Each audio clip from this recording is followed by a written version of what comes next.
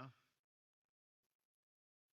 Madame la Première ministre, chef du gouvernement, honorable premier vice-président de l'Assemblée nationale, Monsieur le ministre délégué ministres délégués auprès du ministre des Affaires étrangères et de la coopération internationale chargé de la coopération, de la francophonie et de la diaspora congolaise, Madame la vice-ministre des Affaires étrangères, coopération internationale, francophonie et diaspora congolaise,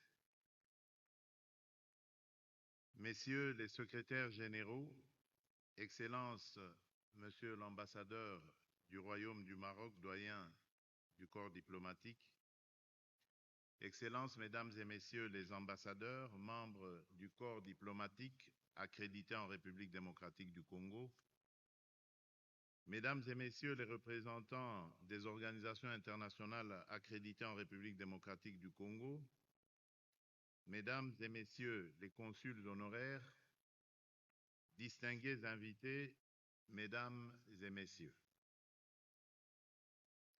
À l'entame de mon propos, qu'il me soit permis de vous souhaiter la bienvenue au Palais de la Nation pour la traditionnelle cérémonie de présentation des vœux du Nouvel An aux membres du corps diplomatique et aux représentants des organisations internationales accréditées en République démocratique du Congo.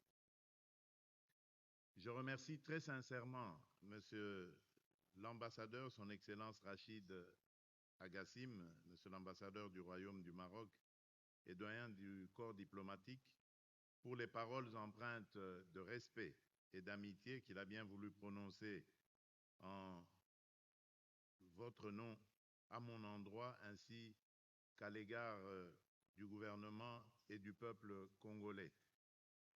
Et je le remercie particulièrement pour ses vœux formulés à l'endroit de nos léopards qui n'ont plus que 90 minutes à jouer encore pour nous qualifier après 52 ans, figurez-vous, à la Coupe du Monde de football.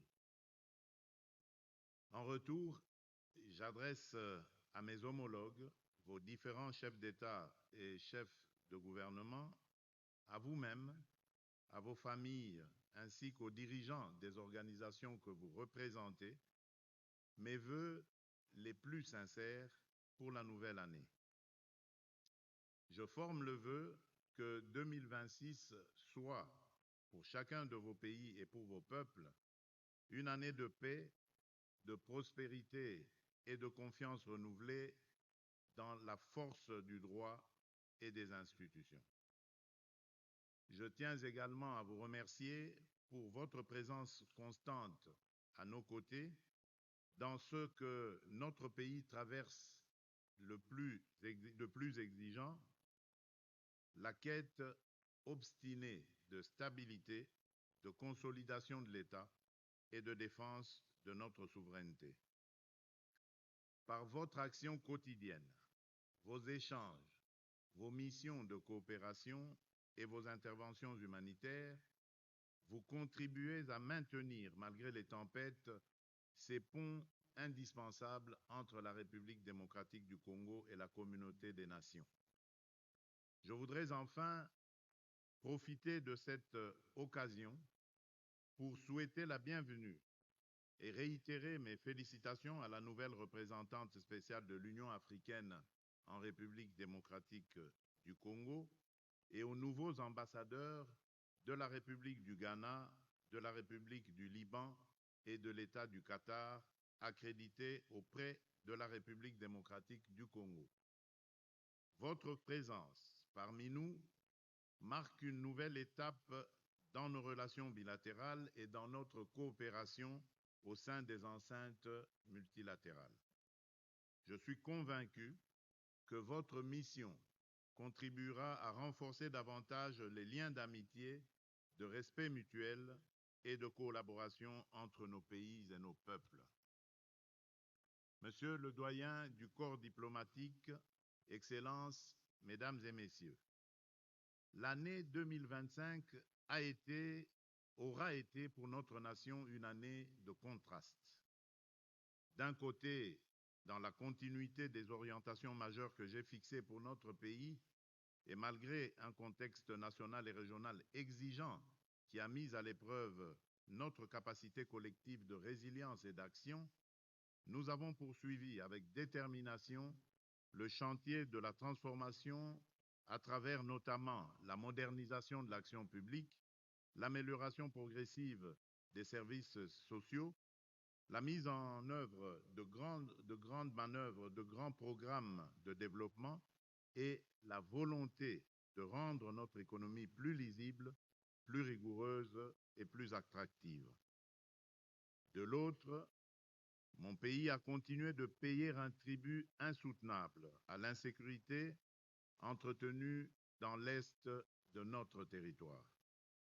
Là-bas, des villes et des villages ont été ballottés au rythme des offensives, des retraits et des représailles des groupes armés soutenus par des forces étrangères.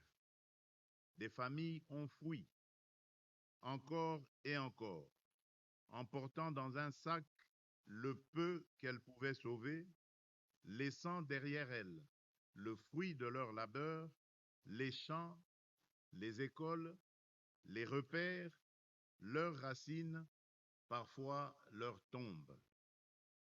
Cette crise demeure aujourd'hui encore l'une des plus lourdes au monde en matière de déplacement, avec des millions de personnes déracinées de leur espace d'origine.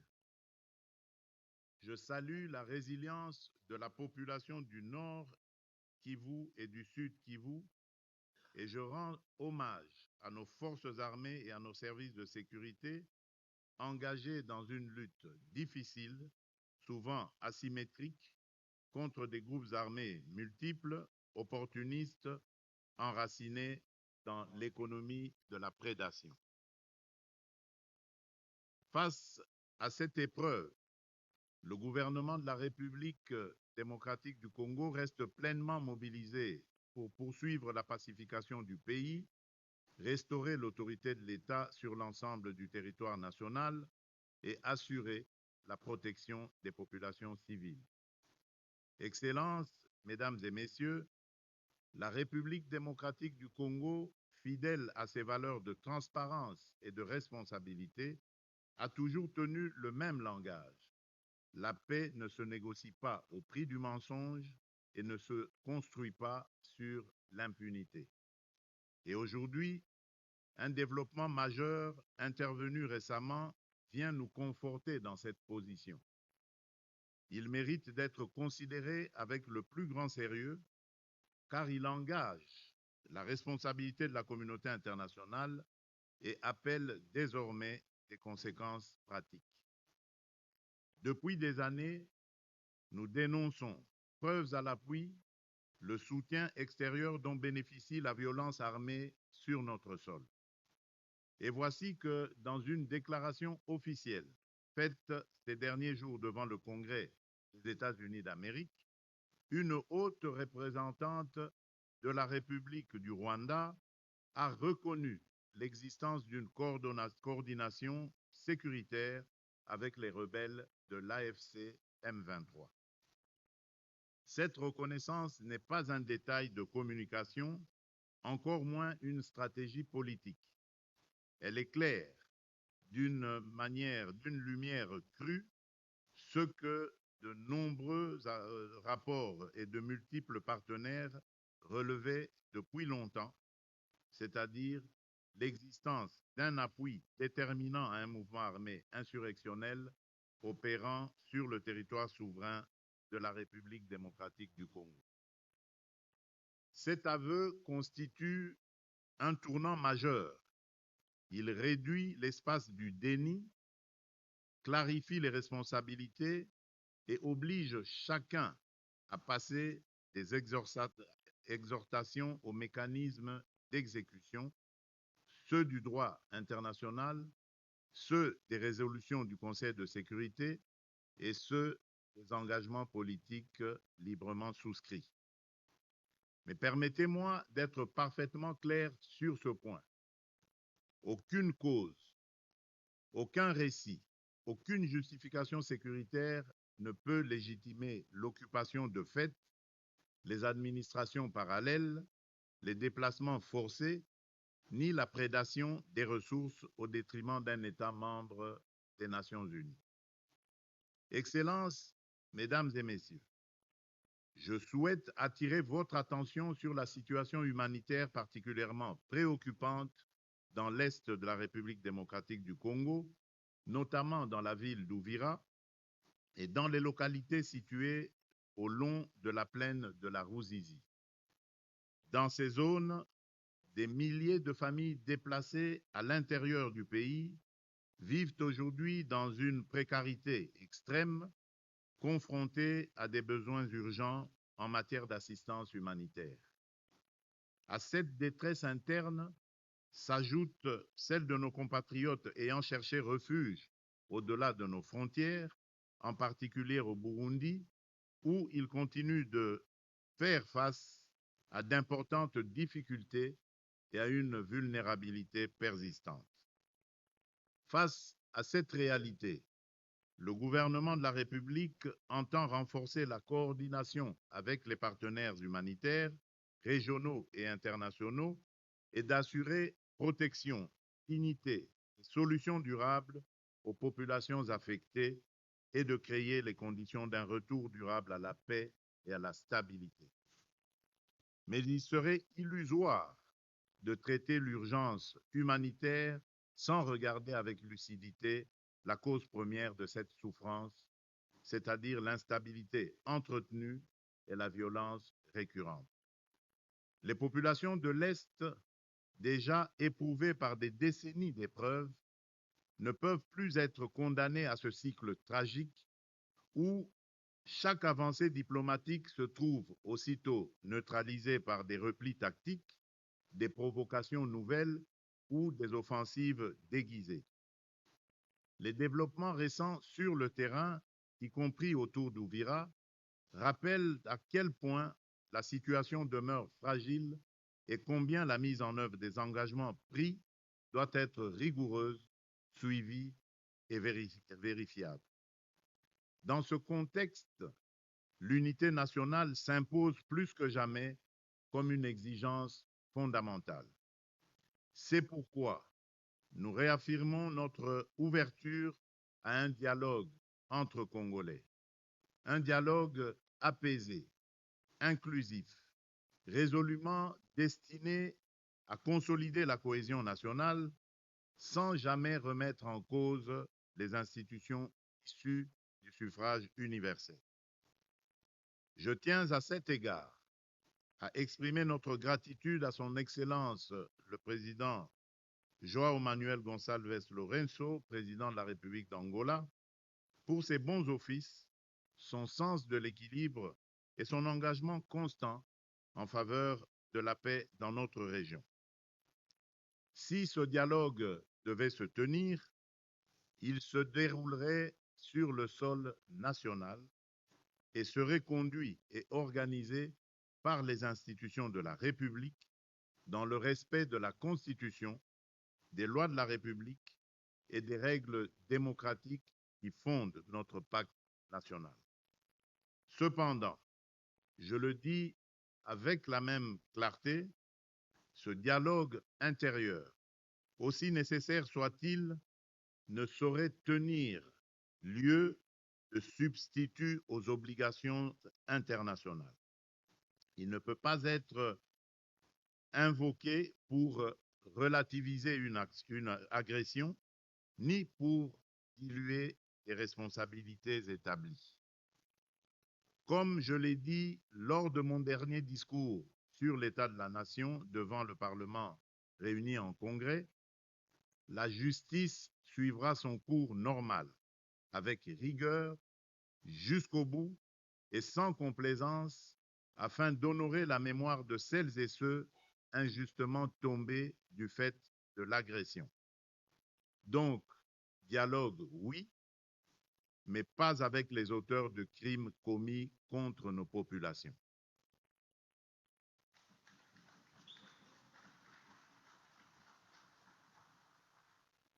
notre main demeure malgré tout tendue pour une paix véritable. Mais une paix véritable suppose des actes vérifiables, comme l'arrêt immédiat de tout soutien aux groupes armés, le retrait des forces étrangères du territoire souverain de la République démocratique du Congo et la fin des zones grises, le respect strict des mécanismes régionaux et internationaux et la restauration effective de l'autorité de l'État congolais sur l'ensemble du territoire national. C'est dans cet esprit de responsabilité et d'ouverture que nous avons pris part ces derniers mois aux efforts diplomatiques conduits sous facilitation internationale. Nous avons soutenu et nous continuerons de soutenir toute initiative crédible visant à faire taire les armes et à remettre la région des Grands Lacs sur le chemin de la confiance. L'année écoulée a, à cet égard, marqué un tournant. D'importantes démarches ont été engagées pour prévenir l'embrasement régional et réaffirmer le primat du droit. L'adoption par le Conseil de sécurité des Nations Unies de la résolution 2773 a constitué une étape majeure. Pour la première fois, les responsabilités dans la crise de l'Est de la République démocratique du Congo ont été établies de manière explicite, dissipant toute ambiguïté sur la nature de cette agression et sur les obligations qui en découlent. Cette clarification a été consolidée par la résolution 2808 adoptée le 19 décembre 2025, renouvelant jusqu'au 20 décembre 2026 le mandat de la MONUSCO en réponse à la dégradation persistante de la situation sécuritaire, notamment marquée par la résurgence du M23. Ce mandat réaffirmé met un accent prioritaire sur la protection des civils en danger immédiat, le soutien au processus de désarmement, démobilisation et réintégration, le DDR, des membres des groupes armés, l'assistance à la réforme du secteur de la sécurité, le SSR, et l'appui aux institutions congolaises ainsi que le soutien à l'instauration et à la consolidation d'un cessez-le-feu permanent, y compris à travers l'accompagnement des mécanismes de suivi des processus politiques. Nous saluons à cet égard l'engagement de la communauté internationale à accompagner la République démocratique du Congo dans la protection des civils et la stabilisation des zones affectées. Ainsi, la résolution 2773 a posé les bases d'un cadre politique et juridique clair, fondé sur la vérité des faits, la responsabilité des acteurs et la protection des populations, cadre qui a été par la suite consolidé et prolongé par la résolution 2808. C'est dans ce contexte de clarification et de mobilisation internationale renforcée que s'inscrit la dynamique diplomatique ayant conduit à la signature de l'accord de Washington du 27 juin 2025. Je veux saluer à cet égard l'implication directe du président Donald Trump, dont l'engagement a permis de créer les conditions politiques nécessaires à l'ouverture puis à l'aboutissement de ce processus dans le respect du droit international et des résolutions du Conseil de sécurité. Dans le même esprit, l'action diplomatique conduite dans le cadre du processus de Doha, sous l'impulsion de son Altesse l'émir de l'État du Qatar, Cheikh Tamim bin Hamad Al Thani, a joué un rôle déterminant dans la facilitation du dialogue et la consolidation des efforts de paix. Par un engagement constant, discret mais résolu, l'État du Qatar a contribué à maintenir des efforts soutenus et contenus en vue de la recherche de solutions durables. Ces efforts trouvent aujourd'hui un prolongement naturel dans le cadre africain à travers la réunion de haut niveau sur la cohérence et la consolidation du processus de paix en République démocratique du Congo et dans la région des Grands Lacs, organisée à Lomé le 17 janvier dernier sous la facilitation de son Excellence le président Faure Essozima Nyasingbe. Cette dynamique africaine constitue un levier politique destiné à accompagner, harmoniser et consolider les deux processus en cours sans s'y substituer afin d'en garantir la crédibilité, la cohérence et l'impact sur le terrain. La République démocratique du Congo demeure convaincue que seule une articulation cohérente et complémentaire entre les initiatives internationales et les mécanismes africains permettra d'aboutir à une stabilisation durable de la région des Grands Lacs. C'est avec cet esprit de continuité, de coopération sincère et de lucidité que notre pays poursuivra son action afin que les avancées diplomatiques se traduisent en résultats concrets pour la sécurité, la stabilité et la protection de nos populations. Excellences, Mesdames et Messieurs, cette exigence de paix et de stabilité demeure de manière constante au cœur de notre action diplomatique.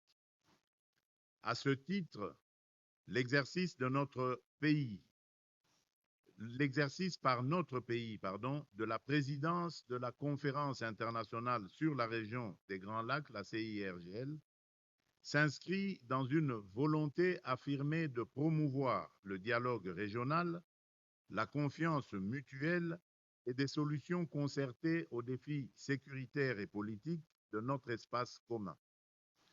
Dans le même élan, nous intensifions notre action au Conseil de paix et de sécurité de l'Union africaine ainsi qu'au Conseil des droits de l'homme des Nations unies pour prévenir les conflits et maîtriser les crises.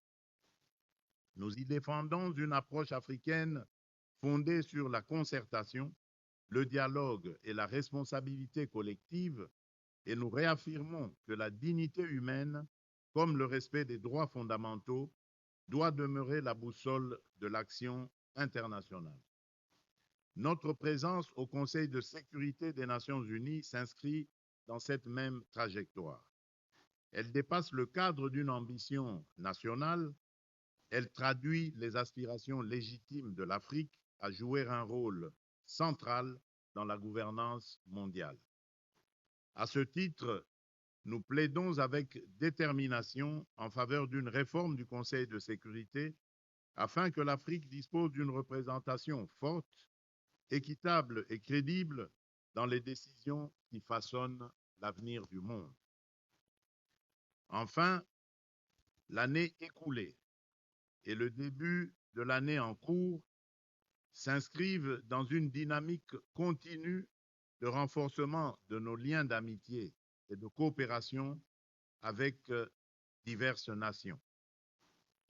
La consolidation des relations fraternelles avec l'État d'Israël illustre par la visite à Kinshasa de son Excellence M.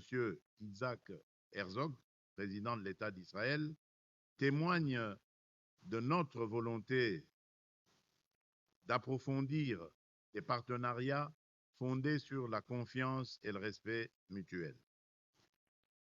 Cette dynamique s'est également traduite par les visites officielles que j'ai effectuées en Serbie et au Kazakhstan, ainsi que par la visite en République démocratique du Congo de son Altesse l'émir de l'État du Qatar, Cheikh Tamim bin Hamad Al Thani, dont l'engagement personnel en faveur de la paix et de la coopération a marqué une étape importante dans le rapprochement entre nos deux pays.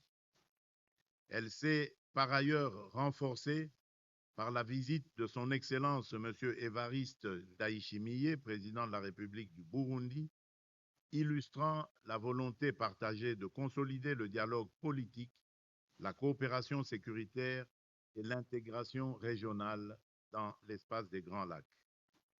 Dans ce même élan, la mission de 5 ministres congolais en Amérique latine au mois d'août dernier, a permis d'approfondir nos relations avec l'Uruguay, l'Argentine et le Brésil, aboutissant à la signature de plusieurs accords structurants et à un rapprochement significatif entre des continents unis par de nombreuses similitudes et des ambitions convergentes. Cette dynamique ne relève pas d'un simple bilan annuel. Elle s'inscrit dans une trajectoire politique pensée, assumée et appelée à se poursuivre et à se renforcer en 2026 avec la même cohérence, la même détermination et la même ambition au service des intérêts de la République démocratique du Congo et de ses partenaires. Excellences, Mesdames et Messieurs, dans un monde traversé par l'incertitude et une recomposition accélérée des équilibres, le multilatéralisme est mis à l'épreuve et la tentation du fait accompli progresse. Les crises au Soudan, en Ukraine, au Moyen-Orient et ailleurs nous rappellent pourtant une vérité simple: l'indifférence n'est jamais une option. La souveraineté, l'indépendance et l'intégrité territoriale des États ne sont pas des principes à géométrie variable, elles constituent le socle d'un ordre international juste et la condition même d'une paix durable. C'est au nom de ces principes que la République démocratique du Congo aborde les enjeux de paix et de stabilité dans son environnement régional immédiat. Dans la région des Grands Lacs, la stabilité ne saurait être réduite à une lecture strictement sécuritaire. Elle exige une coopération sincère entre États, une lutte résolue contre les groupes armés et une approche globale intégrant les dimensions politiques, économiques, humanitaires et de justice. Ainsi, l'intégration régionale est un levier majeur de stabilité et de prospérité partagée. Mais elle ne peut se limiter à des cadres institutionnels. Elle doit produire des résultats concrets, des infrastructures interconnectées et des bénéfices tangibles pour les populations. Pour la République démocratique du Congo, cette intégration s'inscrit dans une vision de développement fondée sur la complémentarité des économies, la valorisation responsable des ressources et la création d'opportunités durables. C'est ici qu'interviennent nos ressources stratégiques.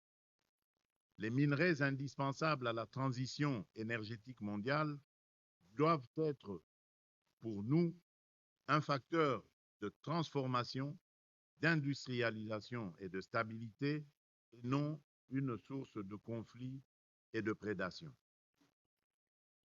Notre ambition est claire: rompre avec les logiques d'extraction brute, promouvoir la transformation locale, garantir la traçabilité, développer des chaînes de valeur régionales et bâtir des partenariats équilibrés fondés sur le respect mutuel et le partage équitable des bénéfices. Le corridor de Lobito illustre cette intégration moderne tournée vers l'avenir en reliant zones de production, infrastructures de transport, énergie et capacités de transformation. Il renforce la coopération entre États, sécurise les chaînes d'approvisionnement, favorise l'industrialisation régionale et crée des opportunités économiques durables au bénéfice des populations. Dans cette logique, la République démocratique du Congo entend inscrire la gestion de ses ressources dans un environnement d'investissement fondé sur la confiance, la prévisibilité et l'équité. Les dispositifs fiscaux et parafiscaux applicables aux investisseurs s'inscrivent dans notre législation nationale, notamment dans le Code des investissements, les mécanismes des zones économiques spéciales et bien d'autres textes légaux, conçus pour accompagner le développement dans un esprit d'ouverture et de partenariat. C'est aussi la logique qui préside à la reprise des exportations de cobalt et à la mise en œuvre progressive de la politique des quotas. Une régulation fondée sur des critères clairs et objectifs destinés à assurer un fonctionnement équilibré et durable du marché en conciliant les intérêts de l'État, des opérateurs et des partenaires dans un esprit de responsabilité partagée, de dialogue constant et de stabilité à long terme. Parallèlement, nous consolidons le couloir vers Kivu-Kinshasa, lancé en 2025. Ce projet structurant vise à convertir des zones affectées par les conflits en pôles de croissance, de cohésion sociale et de préservation environnementale. Il apporte une réponse globale, économique, sociale et sécuritaire en créant des emplois durables dans l'agriculture responsable, la restauration des écosystèmes et l'écotourisme, tout en offrant une alternative crédible à l'économie de guerre. Les partenariats engagés, notamment avec l'Union européenne et des acteurs industriels, traduisent notre volonté de faire de la transition écologique un levier de stabilité et de paix.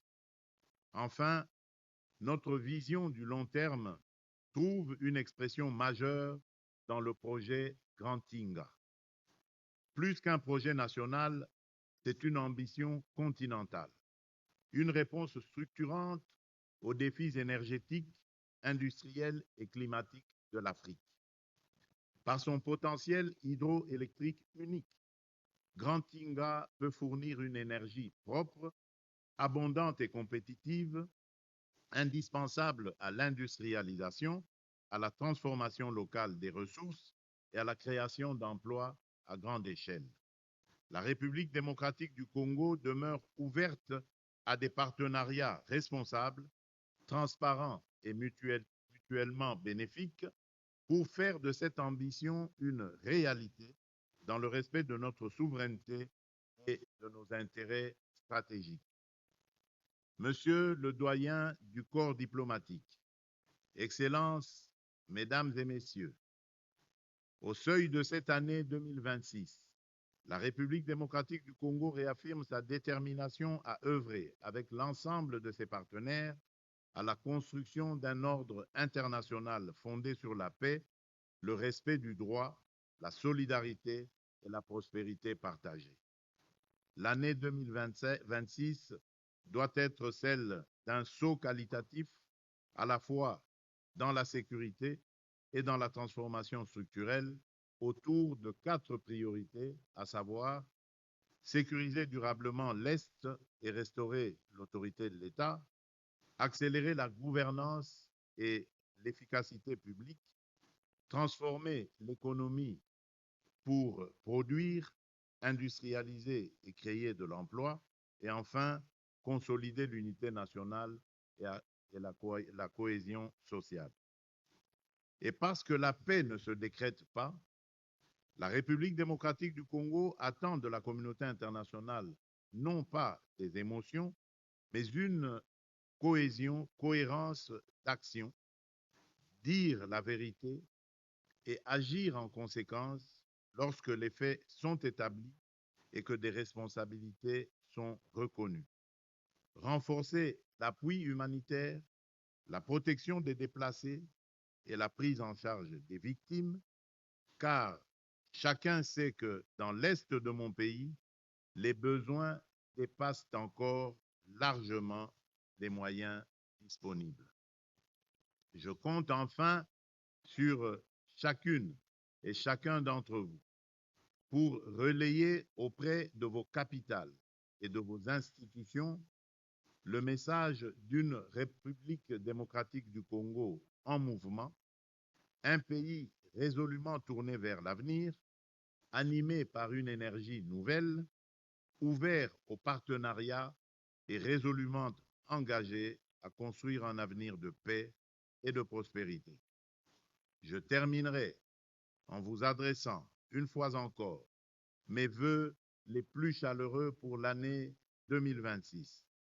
Qu'elle soit pour vous et pour vos peuples une année de réussite, de sérénité et d'espérance. Qu'elle consolide notre amitié et donne un élan nouveau à notre coopération dans l'intérêt de nos nations et de notre planète. Je vous remercie.